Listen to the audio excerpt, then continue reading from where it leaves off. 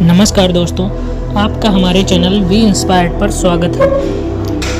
महात्मा गौतम बुद्ध एक गांव में ठहरे हुए थे। वह प्रतिदिन शाम को वहां पर सत्संग करते थे।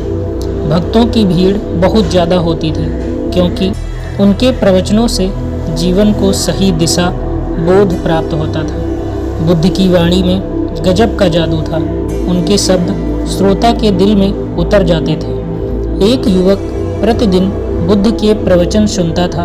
एक दिन जब प्रवचन समाप्त हो गए तो वह बुद्ध के पास गया और बोला, महाराज, मैं काफ़ी दिनों से आपके प्रवचन सुन रहा हूँ, किंतु यहाँ से जाने के बाद मैं अपने गृहस्थ जीवन में वैसा सदाचरण नहीं कर पाता जैसा यहाँ से सुन कर जाता हूँ। इससे सत्संग के महत्व पर शंका भी होने लगती है। बताइए मैं क्या करूँ?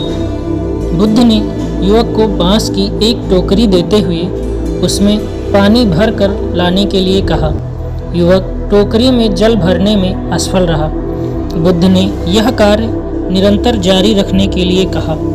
युवक प्रतिदिन जाता टोकरी में जल भरने का प्रयास करता, किंतु सफल नहीं हो पाता।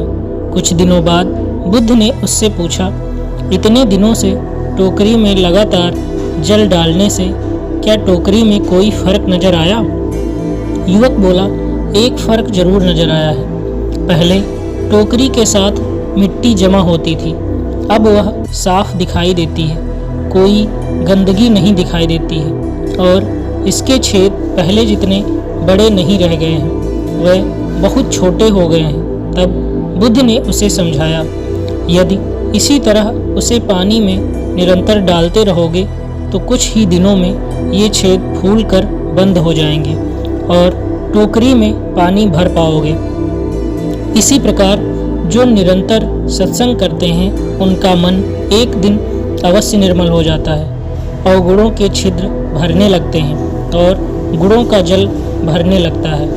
युवक ने बुद्ध से अपनी समस्या का समाधान पा लिया। निरंतर सत्संग से दुर्जन भी सज्जन हो जाते हैं, क्योंकि महापुरुषों की पवित्र वाणी उनके मानसिक विकारों को दूर कर उसमें सद्विचारों का प्रसार कर देती है।